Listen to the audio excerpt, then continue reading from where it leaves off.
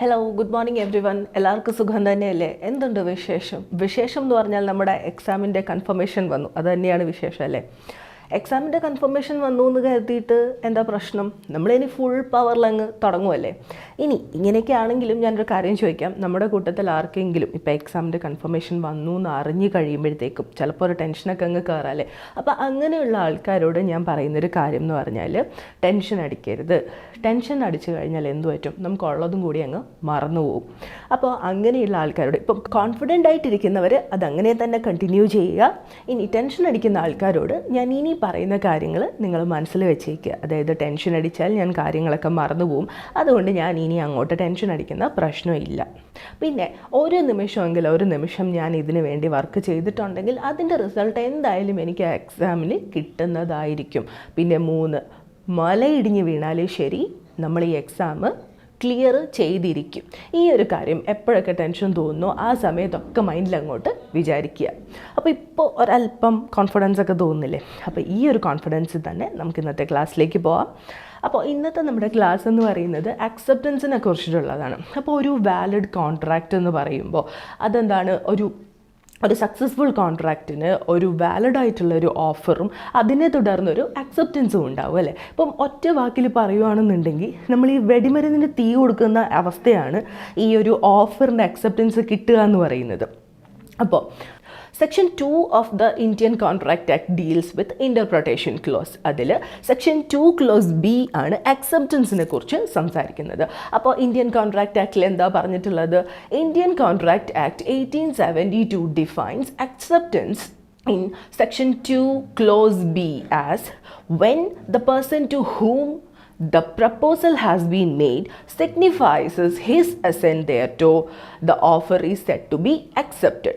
Thus, the proposal when accepted become a promise. അപ്പോൾ കഴിഞ്ഞ ക്ലാസ്സിൽ ഞാൻ ഓഫറിനെ കുറിച്ച് ഡീറ്റെയിൽ ആയിട്ട് തന്നെ പറഞ്ഞിട്ടുണ്ടായിരുന്നു. അപ്പോൾ ഞാൻ ഓഫർ എന്താണെന്ന് പറഞ്ഞു. അപ്പോൾ അതെന്താണ്? ഓഫർ എന്ന് പറയുമ്പം ഒരു വ്യക്തി മറ്റൊരു വ്യക്തിയോട് ഞാനൊരു പ്രവൃത്തിയിൽ ഏർപ്പെടാൻ തയ്യാറാണ്, അല്ലെങ്കിൽ ഒരു പ്രവൃത്തി ചെയ്യുന്നതിൽ നിന്നും വിട്ടു നിൽക്കാൻ തയ്യാറാണെന്ന് സൂചിപ്പിക്കുന്നു. എന്തിനു വേണ്ടിയിട്ട്?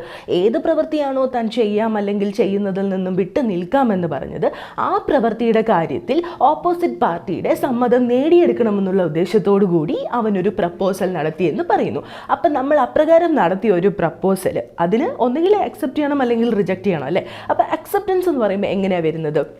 നമ്മൾ ഒരു പ്രപ്പോസൽ അങ്ങോട്ട് കൊടുത്തപ്പോൾ ആ വ്യക്തി ആ പ്രപ്പോസലിന്മേലുള്ള തൻ്റെ സമ്മതം അറിയിക്കുമ്പോൾ ആ പ്രപ്പോസൽ സ്വീകരിക്കപ്പെട്ടിരിക്കുന്നു എന്ന് പറയുന്നു. അതായത് when the person to whom the proposal has been made signifies his assent thereto, ഏതു വ്യക്തിയോടാണോ നമ്മൾ പ്രപ്പോസൽ നടത്തിയത് ആ വ്യക്തി ആ പ്രപ്പോസലിൻ്റെ കാര്യത്തിലുള്ള തൻ്റെ സമ്മതം അറിയിക്കുമ്പോൾ ഇന്ത്യൻ കോൺട്രാക്റ്റ് ആക്ട് പറയുന്നു offer is set to be accepted, offer സ്വീകരിക്കപ്പെട്ടിരിക്കുന്നു. ഒരു ഓഫർ, അതായത് proposal, that's the proposal when accepted, ഒരു പ്രപ്പോസൽ സ്വീകരിക്കപ്പെടുമ്പോൾ അതെന്തായി മാറും? ഒരു പ്രോമിസായി മാറും. ക്ലിയർ അല്ലേ? ഇനി നമുക്ക് ഡീറ്റെയിൽ ആയിട്ട് പോകാം.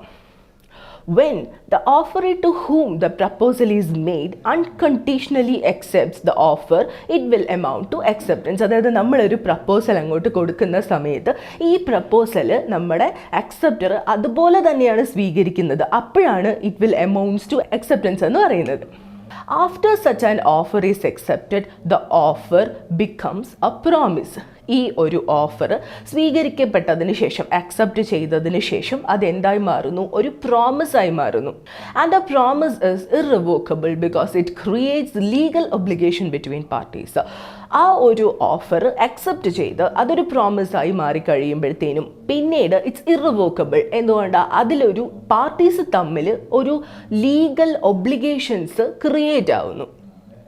അപ്പോൾ നിങ്ങൾ ചോദിക്കാം, പ്രോമിസ് ആയിക്കഴിഞ്ഞാൽ ഇറിവോക്കബിൾ എന്നൊക്കെ പറയുന്നുണ്ടല്ലോ, അപ്പോൾ പിന്നെ ഈ റിവോക്കേഷൻ ഓഫ് ഓഫറും റിവോക്കേഷൻ ഓഫ് അക്സെപ്റ്റൻസും ഒക്കെ എവിടെ വരുന്നു എന്നുള്ളത് പറഞ്ഞു തരാം. കമ്മ്യൂണിക്കേഷൻ ഓഫ് ഓഫർ അക്സെപ്റ്റൻസിൻ്റെ കാര്യങ്ങൾ കൂടി എടുത്ത് കഴിയുമ്പോൾ നിങ്ങൾക്ക് ഈ ഒരു ഏരിയ കംപ്ലീറ്റ് ആയിട്ട് ക്ലിയർ ആവും. അതായത് an offer does not create any legal obligation. Offer മാത്രമായി നിന്ന് ഒരു ലീഗൽ ഒബ്ലിഗേഷൻസും ക്രിയേറ്റ് ചെയ്യുന്നില്ല. പിന്നെയോ but after the offer is accepted it becomes a promise. ആ ഓഫർ സ്വീകരിക്കപ്പെട്ട് അക്സെപ്റ്റ് ചെയ്തതിന് ശേഷമാണ് അതൊരു പ്രോമിസ് ആയിട്ട് മാറുന്നത്. An offer can be revoked before it is accepted. Offer accept ചെയ്യപ്പെടുന്നതിന് മുൻപ് ഏത് നിമിഷം വേണമെന്നുണ്ടെങ്കിലും നമുക്കതിനെ റിവോക്ക് ചെയ്യാം. But once acceptance is communicated it cannot be revoked or വിത്ഡ്രോൺ. പക്ഷേ ഈ അക്സെപ്റ്റൻസിൻ്റെ കമ്മ്യൂണിക്കേഷൻ ഒരു തവണ കംപ്ലീറ്റ് ആയി കഴിഞ്ഞാൽ പിന്നെ നമുക്ക് ഈ അക്സെപ്റ്റൻസ് റിവോക്ക് ചെയ്യാനോ വിത്ഡ്രോ ചെയ്യാനോ സാധിക്കില്ല. ഓക്കെ, അപ്പോൾ അതിനൊരു ഉദാഹരണം, നമ്മുടെ അക്സെപ്റ്റൻസിനൊരു ഉദാഹരണം പറയുകയാണെന്നുണ്ടെങ്കിൽ, Arun offers to buy Balu's car for rupees 2 lakhs and Balu accepts such an offer. Now this has become a promise. അതായത് അരുൺ ബാലുവിൻ്റെ കാറ് 2 ലക്ഷം രൂപയ്ക്ക് വാങ്ങാമെന്ന് ഓഫർ കൊടുക്കുന്നു. ബാലു ആ ഓഫർ സ്വീകരിക്കുന്നതോടുകൂടി എന്താകുന്നു, അത് ഓഫർ അക്സെപ്റ്റ് ആകുന്നു. ഒരു ഓഫർ അക്സെപ്റ്റ് ചെയ്യുന്നതോടുകൂടി it will become a promise. അപ്പോൾ നമുക്ക് രണ്ടാമത്തെ എക്സാമ്പിളിലേക്ക് നോക്കാം. രണ്ടാമത്തെ എക്സാമ്പിൾ എന്ന് പറയുമ്പോഴത്തേക്കും, Amal offers to buy Binu's house for rupees 40 lakh. Amal ബിനുവിനോട് പറയുന്നു, ബിനുവിൻ്റെ വീട് ഞാൻ 40 ലക്ഷം രൂപയ്ക്ക് വാങ്ങാൻ തയ്യാറാണ്. Binu accept such an offer. Binu ഈ ഒരു ഓഫർ അക്സെപ്റ്റ് ചെയ്യുന്നു. ഇപ്പോൾ ഇവിടെ എന്താ സംഭവിക്കുന്നത്, ബിനു അക്സെപ്റ്റ് ചെയ്യുന്നതോടുകൂടി it has become a promise. ഇനി അടുത്ത റൂൾസ് റിഗാർഡിംഗ് വാലിഡ് അക്സെപ്റ്റൻസ്. ആദ്യത്തേത്, acceptance can only be given to whom the offer was made. ഈ ഒരു സെൻറ്റൻസ് കണ്ടിട്ട് എന്തെങ്കിലും ഓർമ്മ വരുന്നുണ്ടോ? കഴിഞ്ഞ ക്ലാസ് ഓഫറിൽ കൃത്യമായിട്ട് പഠിച്ചവർക്ക് ഈ ഒരു സെൻറ്റൻസ് കേൾക്കുമ്പോൾ തന്നെ ഓർമ്മ വരും ഇത് എവിടെ റിലേറ്റ് ചെയ്ത് പോകുന്നു എന്നുള്ളത്. Acceptance can only be given to whom the offer was made. Offer നമ്മൾ ആർക്കാണോ കൊടുത്തത് ആ വ്യക്തിക്ക് മാത്രമേ അക്സെപ്റ്റ് ചെയ്യാൻ പറ്റുള്ളൂ. അതായത് in case of a specific proposal or offer. ഇപ്പോൾ കിട്ടിയില്ലേ ആ പോർഷൻ എവിടെയാണെന്ന്, സ്പെസിഫിക് ഓഫറിൻ്റെ കാര്യം. In case of a specific proposal or offer it can only be accepted by the person it was made to. ഏത് വ്യക്തിയോടാണോ നമ്മൾ ആ പ്രപ്പോസൽ നടത്തിയത് ആ വ്യക്തിക്ക് മാത്രമേ അത് സ്വീകരിക്കാൻ കഴിയുള്ളൂ. No third person without the knowledge of the offeree can accept the offer. When the proposal is a general offer. നമ്മൾ പഠിച്ചതിൻ്റെ രണ്ടാമത്തെ സംഗതിയും വന്നു കഴിഞ്ഞു, ജനറൽ ഓഫർ. അപ്പോൾ when the proposal is a general offer then anyone with the knowledge of the offer can accept it. നമ്മൾ കൊടുക്കുന്ന proposal ഒരു ജനറൽ ഓഫറാണ് നമ്മൾ കൊടുക്കുന്നതെന്നുണ്ടെങ്കിൽ അത് ഈ ഓഫറിനെ കുറിച്ചുള്ള അറിവുള്ള ആർക്ക് വേണമെന്നുണ്ടെങ്കിലും അക്സെപ്റ്റ് ചെയ്യും. എന്നാൽ സ്പെസിഫിക് ഓഫറാണ് നമ്മൾ കൊടുക്കുന്നതെന്നുണ്ടെങ്കിൽ ആ പേഴ്സണ് മാത്രമായിരിക്കും അത് അക്സെപ്റ്റ് ചെയ്യാൻ പറ്റുന്നത്.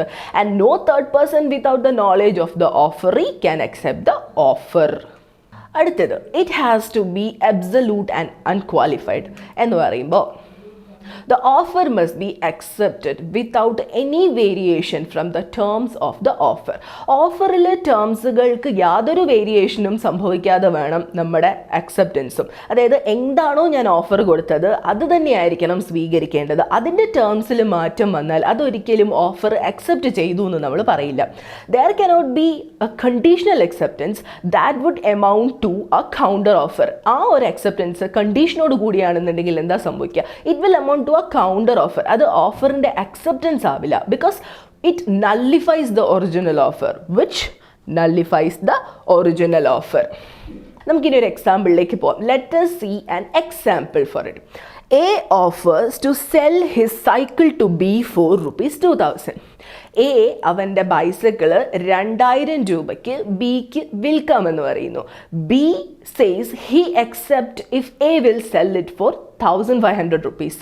ബി എന്താ പറയുന്നത്, 1500 രൂപയ്ക്കാണെങ്കിൽ ഞാൻ വാങ്ങിക്കോളാം. അപ്പോൾ ഇവിടെ ഒരു ഓഫറിൻ്റെ അക്സെപ്റ്റൻസ് വന്നോ? ഇല്ല. എന്തുകൊണ്ട്? Because there is A counter offer അല്ലേ. ആദ്യത്തെ ഒറിജിനൽ ഓഫറിനെ കൗണ്ടർ ചെയ്തുകൊണ്ട് രണ്ടാമതൊരു ഓഫറാണ് ഇങ്ങോട്ട് ബി വെച്ചിരിക്കുന്നത്. എ പറഞ്ഞത് 2000 രൂപയ്ക്ക് ഞാൻ എൻ്റെ ബൈസൈക്കിൾ വിൽക്കാം എന്നാണ്. പക്ഷേ ബി എന്താ പറയുന്നത്, 1500 രൂപയ്ക്കാണെങ്കിൽ നിൻ്റെ ബൈസൈക്കിൾ ഞാൻ എടുത്തോളാം. So there is no acceptance of offer. ഇനി ദിസ് ഡസ് നോട്ട് എമൗണ്ട്, ഞാൻ നേരത്തെ പറഞ്ഞ സംഭവം തന്നെ, this does not amount to the offer being accepted, it will count as a counter offer. ഇത് കൗണ്ടർ ഓഫർ ആയിട്ട് കണക്കിലെടുക്കൂ. അടുത്തത്, the acceptance must be given according to the mode prescribed by the offerer. ഒരു offer accept ചെയ്യാനായിട്ട് നമ്മുടെ offerer ഒരു specified mode prescribe ചെയ്തിട്ടുണ്ടെങ്കിൽ ആ രീതിയിൽ തന്നെയായിരിക്കണം അക്സെപ്റ്റ് ചെയ്യപ്പെടേണ്ടതും. അത് എങ്ങനെ എന്താ വെച്ചാൽ, acceptance of the offer must be in the prescribed manner that is demanded by the offerer. Offerer ആവശ്യപ്പെട്ടിരിക്കുന്ന അതേ മാനറിൽ തന്നെ ആയിരിക്കണം ഓഫർ അക്സെപ്റ്റ് ചെയ്യേണ്ടത്. That is, if the offerer says that the acceptance must be given by telegram and the offeree sends it by post, the acceptance is not according to the mode prescribed. അതായത് offer കൊടുക്കുന്ന സമയത്ത് പറയുന്നു, നീ ഇതിൻ്റെ acceptance എങ്ങനെയാണ് എന്നെ അറിയിക്കേണ്ടത്, Telegram വഴി അറിയിക്കണം. പക്ഷേ നമ്മുടെ ഓഫർ എന്ത് ചെയ്യുന്നു, പുള്ളി അത് പോസ്റ്റ് വഴി അറിയിക്കുന്നു. അപ്പോൾ ഇവിടെ എന്താണ്, ആ പറഞ്ഞിരിക്കുന്ന പ്രിസ്ക്രൈബ്ഡ് മോഡിൽ തന്നെയാണോ അക്സെപ്റ്റൻസ് സംഭവിച്ചത്? അല്ല. The acceptance is not according to the mode prescribed by the offerer. അടുത്തത്, if the acceptance is not according to the mode prescribed, offerer പറഞ്ഞിരിക്കുന്ന മോഡിൽ അല്ല നമ്മുടെ അക്സെപ്റ്റൻസ് സംഭവിച്ചിരിക്കുന്നതെന്നുണ്ടെങ്കിൽ, the offerer may intimate to the offeree within a reasonable time that, ഒരു reasonable ടൈമിനുള്ളിൽ നമ്മുടെ ഓഫറർക്ക് ഓഫറിയെ ഇൻറ്റിമേറ്റ് ചെയ്യാം. എന്ത്?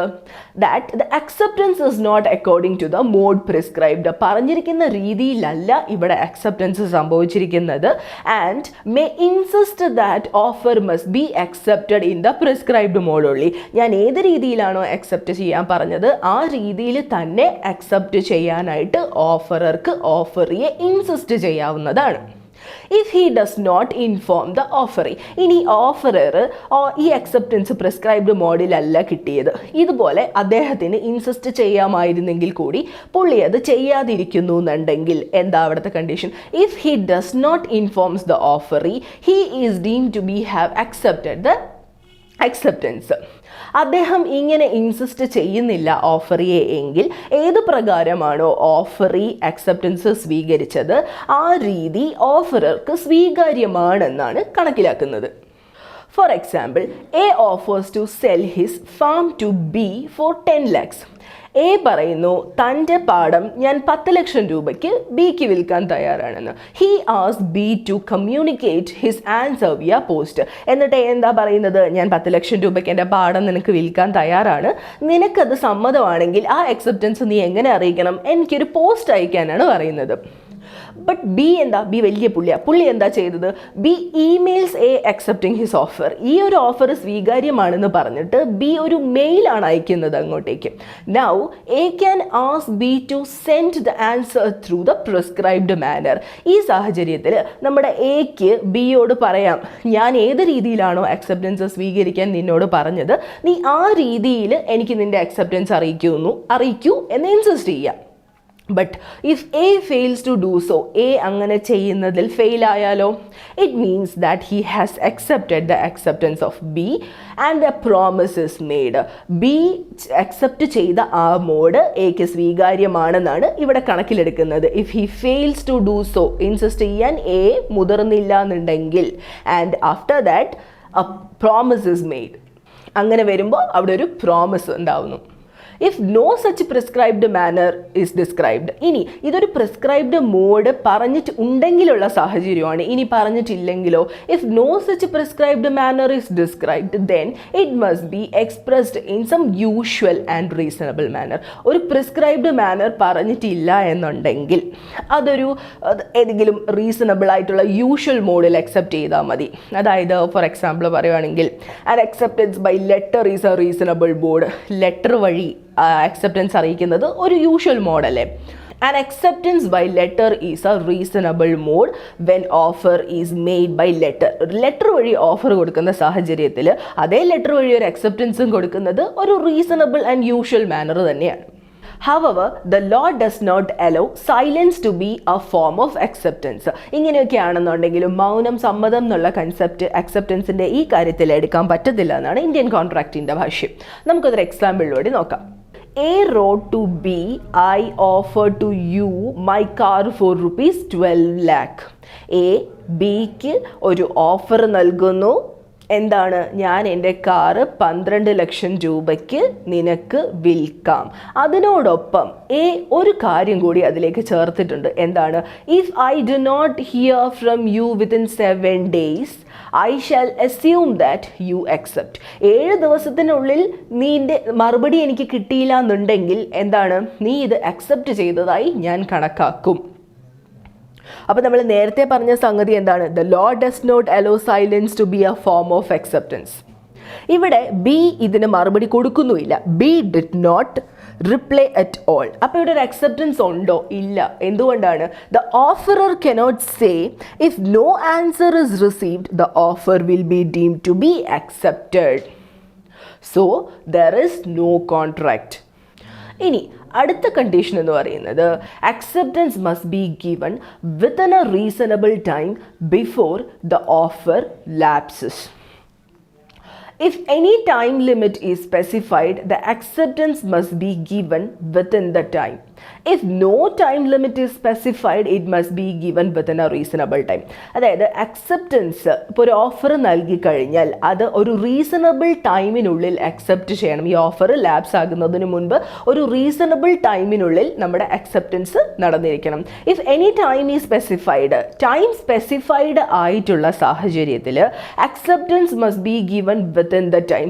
ഏത് ടൈമിനുള്ളിലാണോ അക്സെപ്റ്റൻസ് നടത്തേണ്ടത് ആ ടൈമിനുള്ളിൽ നമ്മൾ അക്സെപ്റ്റ് ചെയ്തിരിക്കണം. If no time limit is specified, ഇനി ഓഫർ അക്സെപ്റ്റ് ചെയ്യാൻ ഒരു നിശ്ചിത സമയം പറഞ്ഞിട്ടില്ലാത്ത സാഹചര്യമാണെങ്കിലോ then it must be given within a reasonable time. ഒരു റീസണബിൾ ടൈമിനുള്ളിൽ നമ്മുടെ ഓഫർ അക്സെപ്റ്റ് ചെയ്താൽ മതിയായിരിക്കും. അപ്പോൾ ഞാൻ ഒന്നുകൂടെ പറയാം. ഒരു ഓഫർ നമ്മൾ നൽകി കഴിയുമ്പോൾ ആ ഓഫർ ലാപ്സ് ആകുന്നതിന് മുമ്പ് ഒരു റീസണബിൾ ടൈമിനുള്ളിൽ നമ്മൾ ആ ഓഫർ അക്സെപ്റ്റ് ചെയ്തിരിക്കണം. ഇനി ടൈം സ്പെസിഫൈ ചെയ്തിരിക്കുന്ന സാഹചര്യത്തിലാണെങ്കിൽ ഏത് സമയത്തിനുള്ളിലാണോ ഈ ഓഫർ അക്സെപ്റ്റ് ചെയ്യണമെന്ന് പറഞ്ഞിട്ടുള്ളത് ആ സമയത്തിനുള്ളിൽ നമ്മൾ ആക്സെപ്റ്റൻസ് നടത്തണം. ഇനി യാതൊരു ടൈമും പറഞ്ഞിട്ടില്ലാത്ത ഒരു ഓഫറിൻ്റെ കാര്യത്തിലാണെന്നുണ്ടെങ്കിൽ ആ ഓഫർ അക്സെപ്റ്റ് ചെയ്യേണ്ടത് ഒരു റീസണബിൾ ടൈമിനുള്ളിലായിരിക്കണം. ഇപ്പോൾ ക്ലിയർ ആയില്ലേ? അടുത്ത അക്സെപ്റ്റൻസ് മസ്റ്റ് ബി കമ്മ്യൂണിക്കേറ്റഡ്. ഞാൻ ഓഫർ പഠിപ്പിച്ചപ്പോഴും പറഞ്ഞു offer should be communicated. Offer communicate ചെയ്യേണ്ടത് എത്ര പ്രധാനമാണോ അതുപോലെ തന്നെ അക്സെപ്റ്റൻസ് കമ്മ്യൂണിക്കേറ്റ് ചെയ്യേണ്ടതും അത്ര തന്നെ പ്രധാനമായൊരു കാര്യമാണ്. For a proposal to become a contract, the acceptance of such a proposal must be communicated to the promiser. ഒരു പ്രപ്പോസൽ കോൺട്രാക്റ്റിലായി മാറണമെന്നുണ്ടെങ്കിൽ അതിൻ്റെ അക്സെപ്റ്റൻസ്, അതായത് നമ്മുടെ പ്രപ്പോസൽ അക്സെപ്റ്റ് ചെയ്തു എന്നുള്ള വിവരം പ്രോമിസറോട് കൃത്യമായി കമ്മ്യൂണിക്കേറ്റ് ചെയ്തിരിക്കണം. a mere mental determination to accept unaccompanied by any external indication will not be sufficient. അതായത് ഒരു ഓഫർ എനിക്ക് കിട്ടി, ഞാനത് സ്വീകരിക്കണമെന്ന് മനസ്സിൽ തീരുമാനിക്കുന്നു, ഇങ്ങനെ മനസ്സിൽ വെച്ചുകൊണ്ടിരുന്നാൽ അതൊരിക്കലും ഒരു അക്സെപ്റ്റൻസ് ആവത്തില്ല. There must be some external manifestation, അതായത് ഒരു over act of that intent by speech, writing or other act. ഞാനൊരു ഓഫർ വന്നു, അത് സ്വീകരിക്കാനൊരു തോട്ട് എൻ്റെ മൈൻഡിലുണ്ടെങ്കിൽ ഞാനത് മനസ്സിൽ വെച്ചുകൊണ്ടിരുന്നാൽ പറ്റത്തില്ല. എൻ്റെ ഈ അക്സെപ്റ്റൻസ് അറിയിക്കുന്ന രീതിയിൽ അവിടെ ഒരു ഓവർ ആക്ട് ഉണ്ടാവണം. അത് വാക്കുകളിലൂടെ ആവാം, റൈറ്റിങ്ങിലൂടെ ആകാം, അല്ലെങ്കിൽ ഒരു പ്രവൃത്തിയിലൂടെ ആകാം. പക്ഷേ what ever it be, communication of acceptance is very important. For example, when A offers to supply B with goods, A Bക്ക് ഗുഡ്സ് സപ്ലൈ ചെയ്യാൻ ഓഫർ ചെയ്യുന്നു and B is agreeable to all the term, Aയുടെ ഓഫറിലുള്ള terms and conditions എല്ലാം Bക്ക് അക്സെപ്റ്റബിളും ആണ്. അദ്ദേഹം എന്ത് ചെയ്യുന്നു? നമ്മുടെ B that is he writes a letter to accept the offer. ഈ ഓഫർ സ്വീകരിക്കുന്നതിലേക്ക് വേണ്ടി ബി തൻ്റെ അക്സെപ്റ്റൻസ് അറിയിച്ചുകൊണ്ട് ഒരു ലെറ്ററൊക്കെ സെറ്റാക്കി വെക്കുന്നു, എഴുതിയൊക്കെ റെഡിയാക്കി വെക്കുന്നു. പക്ഷേ അവിടുത്തെ ട്വിസ്റ്റ് എന്താ? But forgets to post the letter. ആശാൻ കത്തൊക്കെ എഴുതി അക്സെപ്റ്റൻസിൻ്റെ കാര്യമെല്ലാം അതിനകത്ത് വിശദമായിട്ട് പറഞ്ഞൊക്കെ റെഡിയാക്കി വെച്ചിട്ടുണ്ട്. സംഭവിച്ചത് എന്താ? പോസ്റ്റ് ചെയ്യാൻ മറന്നുപോയി. അപ്പോൾ ഇവിടെ അക്സെപ്റ്റൻസ് നടന്നിട്ടുണ്ടോ? കമ്മ്യൂണിക്കേഷൻ ഓഫ് അക്സെപ്റ്റൻസ് ആയോ? ഇല്ല. So since the acceptance is not communicated, it is not valid. അടുത്തത് acceptance can be expressed and implied. ഇത് നമ്മൾ ഓഫറിൻ്റെ കാര്യത്തിലും പറഞ്ഞു. Offer can be expressed or implied. Acceptance may be expressed when it is expressed verbally and non-verbally. Acceptance എക്സ്പ്രസ്ലിയും കൊടുക്കാം ഇംപ്ലൈഡ്ലിയും കൊടുക്കാൻ പറ്റും. അപ്പം എക്സ്പ്രസ്ലി എങ്ങനെയാണ്? വെർബലിയോ നോൺ വെർബലിയോ നമ്മൾ അക്സെപ്റ്റൻസ് എക്സ്പ്രസ് ചെയ്യുന്ന സാഹചര്യത്തിൽ. ഇനി ഇംപ്ലൈഡ്ലി അക്സെപ്റ്റൻസ് നമ്മൾ കമ്മ്യൂണിക്കേറ്റ് ചെയ്യുന്നത് എങ്ങനെയാണ്? It is implied where the offer by the parties by action or any contact. പാർട്ടീസിൻ്റെ കോണ്ടാക്റ്റുകളിലൂടെ എക്സ്പ്രസ് ചെയ്യുമ്പോൾ അതെന്തായി? ഇംപ്ലൈഡ് അക്സെപ്റ്റൻസ് ആവുന്നു. ഇനി implied acceptance. Section 8 of the Indian Contract Act 1872 provides that acceptance by conduct or actions of the promisee is acceptable. അതായത് പ്രോമിസിയുടെ ആക്ഷനിലൂടെയോ കോണ്ടാക്റ്റിലൂടെയോ ഉള്ള acceptance acceptable ആണ് എന്ന് സെക്ഷൻ 8 പറഞ്ഞിരിക്കുന്നു. So if A person perform certain action that communicate that he has accepted the offer, such implied acceptance is permissible. ഇപ്പം ഒരു person തൻ്റെ പെർഫോമൻസിലൂടെ തൻ്റെ acceptance communicate ചെയ്യുകയാണെന്നുണ്ടെങ്കിൽ അത്തരത്തിലുള്ള കമ്മ്യൂണിക്കേഷൻ ഓഫ് അക്സെപ്റ്റൻസ് പെർമിസിബിൾ ആണെന്നാണ് നമ്മുടെ ആക്റ്റിൽ പറയുന്നത്. ഇതൊരു എക്സാമ്പിളിലൂടെ നോക്കിയാൽ, if A agrees to buy from B 100 bales of hay for 1000 rupees, A ബിയുമായിട്ട് ഒരു ഓഫറിൽ ഏർപ്പെടുന്നു. എന്താണ്? 1000 രൂപയ്ക്ക് 100 കെട്ട് വക്യോൽ കെട്ട്, നമ്മുടെ കച്ചി എന്ന് പറയും, നിങ്ങളുടെ അവിടെ എന്താണെന്ന് എനിക്ക് കൃത്യമായിട്ട് അറിയത്തില്ല, എന്താണെങ്കിലും കാര്യം മനസ്സിലായില്ലേ? അപ്പോൾ എ ബിയോട് എഗ്രി ചെയ്യുന്നു, 1000 രൂപയ്ക്ക് 100 കെട്ട് വക്യോല് ഞാൻ വാങ്ങിക്കോളാം. അപ്പോൾ ഈ ഓഫറിന് ബിയുടെ മറുപടി എപ്രകാരമായിരുന്നു? B sends over the goods. B എന്ത് ചെയ്യുന്നു? 100 കെട്ട് വൈക്കോല് എക്ക് കൊടുത്തു വിടുന്നു. So his action will imply he has accepted the offer. So ബിയുടെ ഈ പ്രവൃത്തി ബിയുടെ അക്സെപ്റ്റൻസിനെ സൂചിപ്പിക്കുന്നതായി കണക്കാക്കുന്നു. അപ്പോൾ ഇത്രയാണ് നമ്മുടെ അക്സെപ്റ്റൻസിൻ്റെ ജനറൽ മാറ്റർ. ഇനി നമ്മൾ അടുത്ത സെഷനിലോട്ട് പോവുകയാണ്, communication of offer and acceptance.